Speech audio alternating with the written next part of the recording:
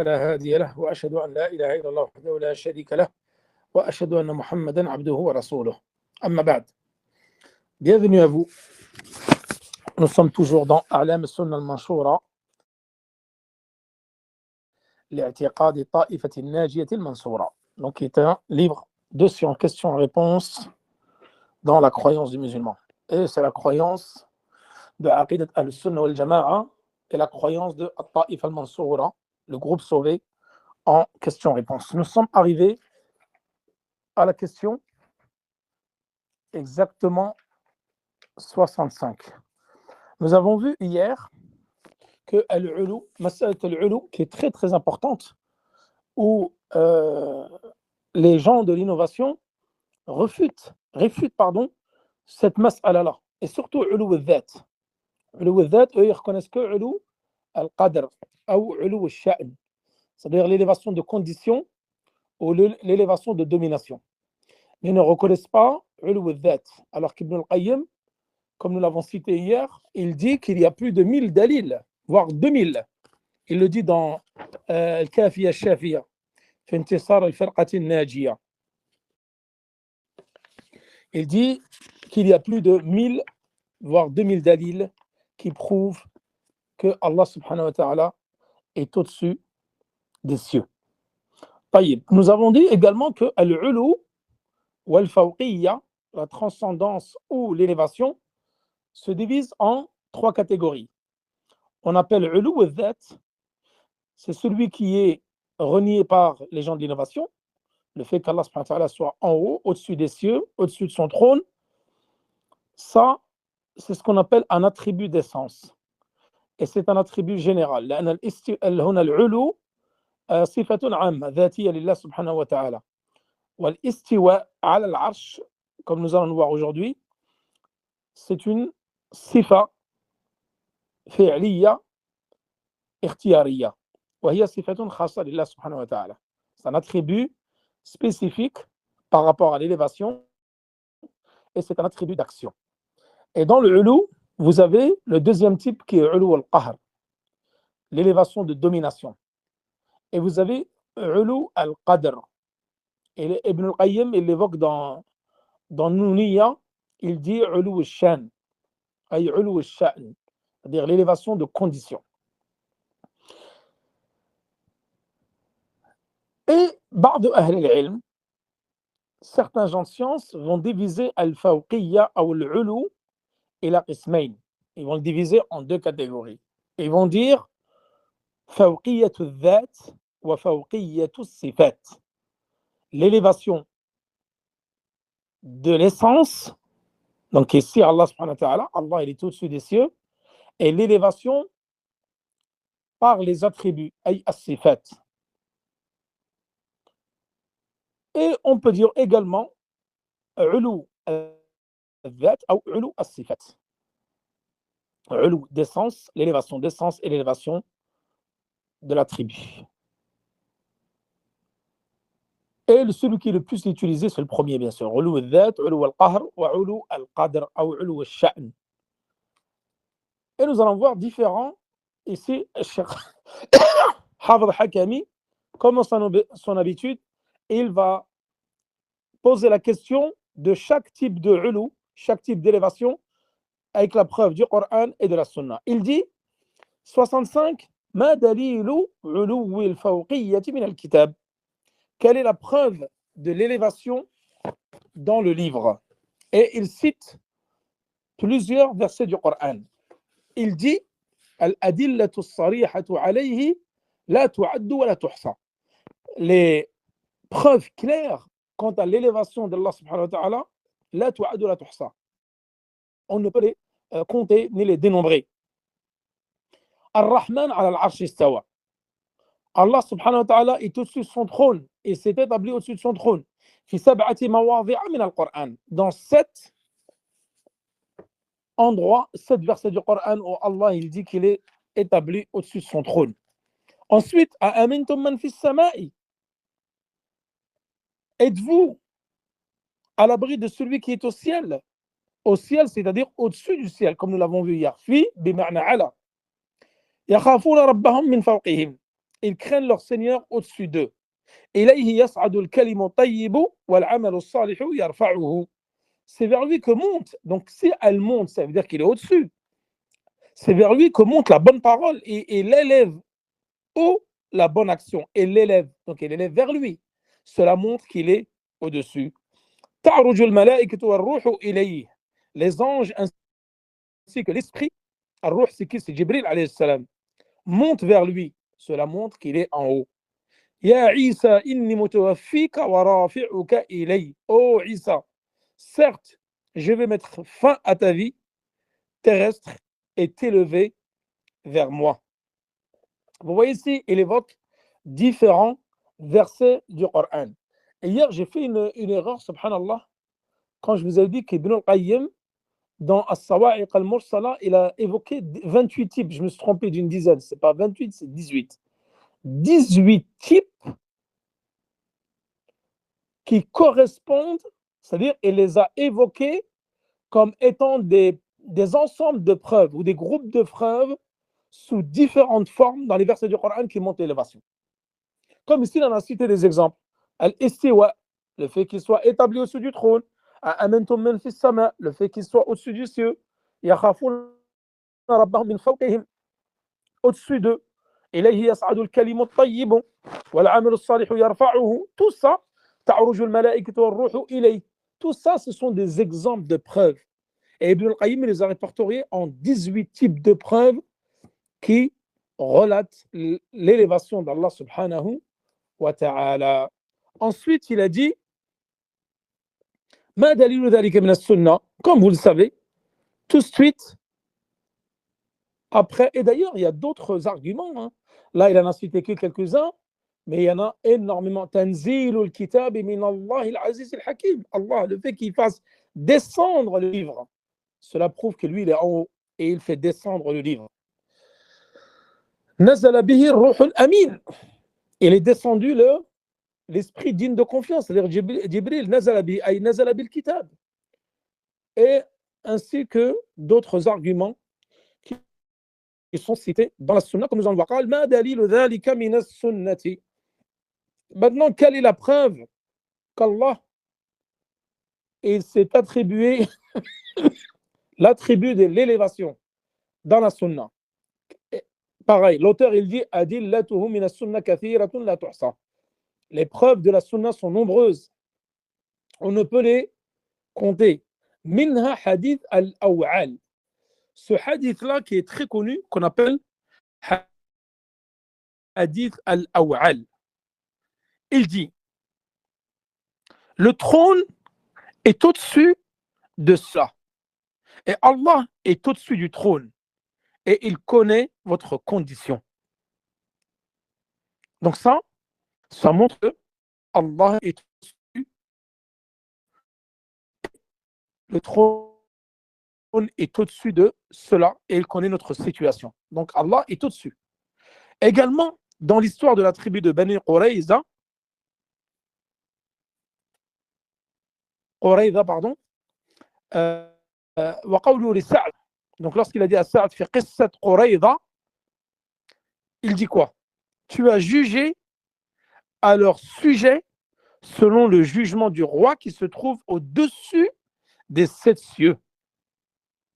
Donc là, il a dit qu'Allah était au-dessus des 7 cieux. Également, le hadith de la servante que vous connaissez tous, lorsque le prophète sallallahu alayhi wa sallam lui a dit Ayn Allah, où Allah est d'ailleurs, c'est légiféré, tu as le droit de demander à quelqu'un pour connaître sa bonne croyance, sa aqida, ay aqidat ahl-sunnah wal jama'a.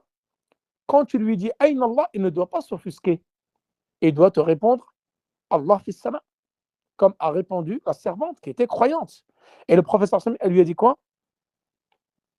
Libère-la, car elle est croyante. Affranchis-la. I'tiqha fa innaha mu'mina. Affranchis-la, car elle est croyante. Et celui qui te dit Allah, il est partout, tu sauras qu'il a une aqida corrompue et égarée. Et c'est une aqida des gens de l'innovation. Donc ça, c'est une question très importante que tu peux poser à n'importe qui pour le tester dans sa croyance. Ensuite, il cite d'autres hadiths. Hadith relatif à l'ascension du prophète sallallahu alayhi wa sallam, al-Mi'raj, où il dit: ensuite montent ceux qui ont passé la nuit auprès de vous. Puis il les interroge alors qu'il est le plus savant à leur sujet. Monte auprès, donc qui ont passé la nuit. Et ensuite, il monte. Qui c'est ça qui monte ici? Les anges. Donc, ils montent vers Allah subhanahu wa ta'ala. Celui qui donne en charité l'équivalent d'une date gagnée licitement, car ne monte vers Allah que ce qui est bon, ne monte ici. Montre que Allah, il est en haut. Lorsque Allah décrète un ordre au ciel, les anges frappent des ailes par soumission à sa parole. Ça, c'est un verset qui est dans le Coran, qui est dans Kitab al-Tawhid. C'est un des bab qui est dans Kitab al-Tawhid qu'on aura l'occasion d'étudier, Inch'Allah. Donc, les anges frappent des ailes par soumission à sa parole, la parole d'Allah, qui est comme une chaîne sur un rocher lisse. Donc, toutes les créatures reconnaissent ceci, si ce n'est les Jahmites. Donc, les Jahmites, cette secte qui est affiliée à Jahm ibn Safwan, qui a été tué en 128 par Khalid al-Qasri, parce qu'il a prétendu, comme je vous l'ai dit hier, qu'Allah n'avait ni nom ni attribut. Ata bima qalat at-ta'til. Et le Jahm ibn Safwan, son maître, c'était Al-Ja'd ibn Dirham. Et il a dit qu'Allah n'a pas parlé à Moussa et n'a pas pris Ibrahim alayhi salam comme ami rapproché. Maintenant, qu'on dit ماذا قال أئمة الدين من السلف الصالح في مسألة الاستواء. Qu'on dit les guides de la religion, les imams, parmi les pieux prédécesseurs au sujet de l'établissement qu'on appelle al-istiwa. Et ça, c'est la parole de l'imam Malik, qui est très connue et relatée par de nombreux pieux prédécesseurs. Lorsqu'un homme est venu à lui et il lui a dit: Ô Malik, Ar-Rahman al-Arsh istawa, kayfa istawa. Le miséricordieux s'est établi au-dessus de son trône. Comment il s'est établi au-dessus de son trône? L'imam Malik a vu en cela une question d'une gravité sans précédent. Il a baissé la tête. Des gouttes de sueur commençaient à couler de son front, vu la gravité de la question. Et là, il a répondu: Al-istiwa ghayr majhoul. L'établissement ghayr majhoul. C'est-à-dire qu'il n'est pas inconnu. On sait qu'Allah subhanahu wa ta'ala s'est établi au-dessus de son trône. Wal kayf ghayr ma'qoul. Et le comment n'est pas raisonnable. Wal iman bihi wajib. Et y croire est une obligation. Was su'al anhu bid'a. Et questionner concernant le comment de l'établissement d'Allah sur le trône est une innovation. Et il a dit: et je ne vois en toi qu'un innovateur, sortez-moi cet innovateur. Donc eux, tous, ils relatent cette parole de l'imam Malik, que l'établissement, l'istiwa, il n'est pas ignoré. La modalité, le comment n'est pas connu, n'est pas convenable, n'est pas raisonnable. Y croire est une obligation. Et s'interroger sur la modalité est une innovation. Allah, il dit dans le Coran: nous y croyons. Tout est de notre Seigneur. Nous croyons en Allah et sois témoin que nous lui sommes soumis. Donc nous sommes soumis à Allah subhanahu wa ta'ala. Question 68. Quelle est la preuve de la transcendance de la domination? Nous avons vu donc maintenant les preuves du Coran et de la Sunna concernant la transcendance des sens d'Allah subhanahu wa ta'ala, l'élévation des sens. Maintenant, la transcendance ou l'élévation de la domination. Il dit: pareil, les preuves sont nombreuses. C'est lui le dominateur suprême au-dessus de ses serviteurs. Subhanahu wallahu al-wahid al-qahhar. Pureté à lui. C'est lui, Allah, l'unique, le dominateur suprême. Liman al-mulku al-yawm lillahi al-wahid al-qahhar. À qui appartient la royauté aujourd'hui? À Allah, l'unique, le dominateur suprême. قل إنما أنا منذر وما من إله إلا الله الواحد القهار. Je ne suis qu'un avertisseur. Point de divinité à part Allah, l'unique, le dominateur suprême. ما من دابة إلا وهو آخذ بناصيتها. Il n'y a pas d'être vivant qui ne tienne par son toupet. Ô peuple de djinns et des hommes, si vous pouvez sortir du domaine des cieux et de la terre, alors faites-le, mais vous ne pourrez en sortir qu'à l'aide d'un pouvoir. Donc tout cela sont d'innombrables preuves concernant ulu al-qahr, l'élévation de la domination. Ensuite, maintenant, comme à son habitude, Cheikh Hafez al-Hakami, il demande la preuve de la sunna. Il dit les preuves de la sunna sont également nombreuses. Parmi elles, je recherche la parole du professeur sallam, je recherche refuge auprès de toi contre le mal de toute bête que tu tiens par le toupet. Seigneur, je suis ton serviteur, fils de ton serviteur et le fils de ta servante. Mon toupet est dans ta main. Ton jugement s'applique à moi et ton décret me concernant est juste. Ensuite, il dit maintenant troisième type de ulu. ما دليل علو الشأن وما الذي يجب نفيه عن الله. Alors, il dit, dans cette 70e question, quelle est la preuve de la transcendance de la condition? علو الشأن, comme il l'a évoqué Ibn al-Qayyim. Et c'est le troisième type, où on l'appelle également علو القدر, ou علو الشأن, descendant, transcendance ou l'élévation de la condition. Et que faut-il dénier au sujet d'Allah? Sache que la transcendance de la condition ou l'élévation de la condition est ce que comprenne son nom le pur, Al-Quddus, l'exempté de défaut, As-Salam, le grand Al-Kabir, l'élevé Al-Muta'al, et autres allant dans ce même sens. C'est-à-dire que tous ces noms-là, ils correspondent à l'élévation de Al-Qadr, Ulu Al-Qadr, ay Ulu Al-Sha'n, ainsi que ce qu'impliquent tous les attributs de sa perfection et qualificatifs de sa majesté. Tous ces noms-là montrent que Allah, il a Ulu Al-Sha'n, l'élévation de la condition. Il s'est élevé dans son unicité au point que nul autre que lui ne peut avoir de royaume ou une part de celui-ci, qui n'a nul assistant, secoureur, intercesseur auprès de lui sans sa permission. Et nul ne le protège. Il s'est élevé dans sa grandeur, sa majesté, son royaume et son pouvoir absolu, au point que nul opposant, adversaire, protecteur contre l'humiliation ou défenseur. Il s'est élevé dans son indépendance par rapport à ses créatures, si bien qu'il n'a point de compagne, ni progéniture, ni géniteur, ni égal. Il s'est élevé dans sa perfection, sa vie, sa subsistance par lui-même, sa puissance, au point qu'il n'est sujet ni à la mort, ni à la fatigue, ni au sommeil, ni à la lassitude, ni à la faiblesse. Il s'est élevé dans sa perfection de sa science, au point qu'il ne connaît ni la distraction, ni l'oubli, et que n'échappe à sa science l'équivalent du poids d'un atome sur terre ou dans les cieux. Il s'est élevé également dans la perfection de sa sagesse, de sa louange, au point qu'il n'a rien créé en vain, ni laissé la création sans commandement, interdiction, résurrection, ni récompense. Il s'est élevé également dans la perfection de sa justice, au point qu'il ne fait subir à personne la moindre injustice, fût-il du poids d'un atome, ni quoi que ce soit de ses bonnes actions.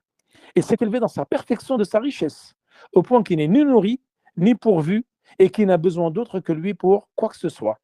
Il s'est élevé dans tout ce qu'il s'est attribué et ce que lui a attribué son messager, au point qu'il n'est ni sujet à la négation de ses attributs, at-ta'til, ni à l'anthropomorphisme qui est at-tamthil ou at-tashbih. Il est glorifié, loué, puissant, sublime, exalté, élevé, exempté et dénoué de tout ce qui va à l'encontre de sa divinité, sa seigneurie, ses plus beaux noms et attributs les plus parfaits. Voilà tout ce que ça veut dire au point concernant plutôt, al-ulu ici. Donc après avoir cité les preuves, Al-Sheikh Hafid Hakami, il dit qu'Allah s'est élevé par rapport à tout. Son unicité, sa grandeur, sa perfection, son indépendance, sa science, sa sagesse, sa justice, sa richesse et tout ce qu'il s'est attribué. En fin de compte, il s'est élevé Allah dans tout ce qu'il s'est attribué et ce que son prophète lui a attribué. وله المثل الأعلى في السماوات والأرض وهو العزيز الحكيم. Il a la transcendance absolue dans les cieux et sur la terre, et c'est lui le Tout-Puissant, le sage. Nous allons changer de registre, vu qu'il reste encore un peu de temps. On va sortir complètement maintenant de Al-Asma wa Sifat. Et là, il pose une question. Il dit, que signifie la parole du prophète sallallahu alayhi wa sallam au sujet des plus beaux noms? Man ahsaha dakhala al-jannah. Donc ça, c'est un hadith où le prophète sallallahu alayhi wa sallam dit, Allah a 99 noms. Celui qui les connaît entrera au paradis. Qu'est-ce que veut dire ici celui qui les énumère entrera au paradis? Les énumérer, il y a différentes interprétations qui furent données à ceci. Donc, il a exposé ici longuement à Cheikh Hafid Hakami. Il dit, tout d'abord, c'est les mémoriser. Ces 99 noms, il convient de les mémoriser. Invoquer Allah par invoquer Allah par ses noms. Le louer. Le louer au moyen de tous ces noms. Tu les mémorises, tu invoques Allah et tu le loues par ses noms. Et que le serviteur exerce à se caractériser véritablement par les noms d'Allah qu'il peut prendre comme modèle, tels que le miséricordieux, le généreux, dans les limites qui lui conviennent. Quant aux noms qui lui sont exclusifs, tels que le contraignant, le magnifique, l'orgueilleux, le serviteur doit les reconnaître et se soumettre sans s'attribuer l'une de ses caractéristiques. C'est-à-dire que maintenant, vous savez qu'il y a des noms qui sont communs entre le créateur et la créature. As-Sami', Al-Basir. Nous, on est doté de la vue, on est doté de lui. Mais هل الاشتراك في الأسماء يدل على الاشتراك في الصفات؟ لا. C'est ce qu'on appelle la différenciation au niveau des attributs, même si les noms sont en commun, ils ont un tronc commun. Al-Khaliq, Sami'un Basir. Al-Makhlouq, Sami'un Basir. ولكن الاشتراك في الأسماء لا يدل على الاشتراك في الصفات. Le fait d'avoir des noms en commun ne signifie pas forcément que les attributs sont également en commun. Parce qu'Allah il dit laysa kamithlihi shay' wa huwa as-sami'ul basir. Rien ne lui ressemble. Donc on ne tombe pas dans l'anthropomorphisme, mais on ne tombe pas également comme l'ont fait Al-Jahmiyya ou Al-Mu'tazila dans At-Ta'til, la négation, ou Al-Maturidiyya ou Al-Asha'ira fi At-Ta'wil. Certains ils ont dit par exemple, Roulat Al-Jahmiyya, eux ils reconnaissent aucun nom n'est attribué à Allah subhanahu wa ta'ala. Et les Jahmites normaux, les autres types, parce qu'il y a plusieurs types de Jahmites, ils vont dire Sami' bila sam', Basir bila basar. Et il entend mais sans yeux. Et il entend mais sans oui, etc. Vous voyez? Et ils vont affirmer l'attribut, mais sans le nom ou sans reconnaître que cet attribut appartient à Allah subhanahu wa ta'ala. Ils vont juste affirmer l'attribut. Et certains renient les noms et les attributs, et certains vont affirmer le nom, mais sans l'attribut qui lui sied. Et ils vont dire que Allah subhanahu wa ta'ala, par exemple, le miséricordieux, oui, c'est Allah, mais on ne doit pas dire qu'il a l'attribut de la miséricorde. On ne doit pas lui affirmer l'attribut de la vue, l'attribut de lui, etc. Et il y a des noms qui sont réservés exclusivement à Allah subhanahu wa ta'ala, dont tu n'as pas, c'est même strictement interdit de s'approprier ces noms-là. Al-Khaliq, le créateur, Ar-Rahman, tu peux dire Ar-Rahim comme on a vu, وَكَانَ بِالْمُؤْمِنِينَ رَءُوفٌ رَحِيمٌ. Donc il est doux, compatissant, miséricordieux avec les croyants, en parlant du prophète sallallahu alayhi wa sallam. Donc Ar-Rahim, il convient à Allah, il convient à la créature. Mais Ar-Rahman, c'est interdit de l'attribuer à la créature, uniquement au créateur. Et c'est pour ça qu'il dit, c'est Hafid al-Hakami, il y a des noms que tu ne peux pas attribuer.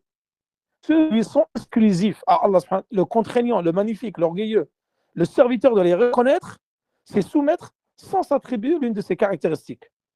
Quant à ceux qui comportent la notion de promesse, telle que le pardonnant, le reconnaissant, l'indulgent, le bienveillant, le clément, le généreux, le noble, le serviteur doit s'en tenir à les convoiter, avoir de l'espoir en ce qu'ils impliquent. Comme quoi Allah va te pardonner, va être miséricordieux, bienveillant avec toi, etc. Enfin, en ce qui concerne ceux qui comportent la notion de menace, le tout-puissant, le détenteur du pouvoir de punir, le sévère en punition, le prompt à établir des comptes, le serviteur doit en éprouver de la peur et de la crainte révérentielle. C'est-à-dire que l'état du croyant, par rapport à ces noms-là, comme par rapport aux autres, il doit toujours entre ar-raja, l'état entre raja ou al-khawf, l'espoir et la crainte d'Allah subhanahu wa ta'ala, l'espoir d'obtenir son paradis, son pardon, qu'il accepte nos œuvres, et la peur d'être châtié, de rentrer en enfer et que nos actions ne soient pas comptées par lui. Et donc là, c'est un passage qui est quand même assez long concernant cette question-là. Donc je vous le cite. Il dit que les serviteurs les envisagent, les connaissent et se soumettent comme il se doit. Un exemple est celui qui envisage la transcendance d'Allah, al-ulu, par rapport à sa création, le fait qu'il est au-dessus d'eux, son établissement sur le trône, ce qui est distinct de sa création, tout en la cernant par sa connaissance et sa puissance, qu'il l'adore conformément à cet attribut de sorte que son cœur est son cœur éternel et son Seigneur est un Seigneur éternel vers lequel il s'élève, qu'il implore la tête baissée, se tenant devant lui comme le serviteur humble se tient devant le roi puissant. C'est-à-dire quand tu t'imagines mas'alat al-ulu ici, quand tu dis Allah huwa al-alu, huwa al-ali, al-kabir, al-muta'al, tu dois t'imaginer et se soumettre à son nom-là, l'invoquer par son nom-là et reconnaître sa puissance et qu'il est distinct. Allah, il est distinct de sa création, fi mas'alat al-ma'iyya, tout en la cernant. C'est-à-dire qu'Allah, il est distinct de la création des créatures, tout en la cernant par sa connaissance et sa puissance. Et donc, on doit l'adorer par rapport à cet attribut, de sorte que notre cœur, on sait qu'on a un Seigneur éternel vers qui on implore, ou il s'élève au-dessus de nous, et nous devons l'invoquer la tête baissée pour montrer son élévation, sa puissance. Ainsi, le serviteur, il va sentir que sa parole et son action montent vers lui et lui sont exposés, c'est-à-dire vers son Seigneur. Après, le serviteur témoigne de la descente de l'ordre et des ordonnances divines à tous les endroits de la terre et à chaque instant, concernant les différentes sortes de dispositions et d'agissements tels que le fait de donner la mort, la vie, la gloire, l'humiliation, le rabaissement et l'élévation, le don, la privation, la dissipation du malheur et son envoi, l'alternance des jours parmi les gens et autres. Donc là, tout cela, voilà ce que ça implique que connaître man ahsaha dakhala jannah, c'est-à-dire qui les énumère entrera au paradis. Donc il a répondu par cette longue question, par cette longue réponse, à Cheikh Hafid Hakami. Nous allons poursuivre encore quelques minutes. Il dit ici, donc là on va changer complètement de registre, quel est l'opposé de l'unicité des noms et attributs. Donc nous avons vu Tawhid al-Asma wa Sifat, comme nous avons vu Tawhid al-Uluhiyya avec son opposé, Tawhid al-Rububiyya avec son opposé, Tawhid al-Asma wa Sifat, quel est son opposé? Ici, question 74, il dit, 72, l'opposé est la profanation. C'est-à-dire, nous allons arrêter juste avant Al-Iman bil-Malaika. Comme Al-Iman bil-Malaika, nous allons rentrer dans les piliers de la foi. Comme ça, chaque jour, on va faire un pilier.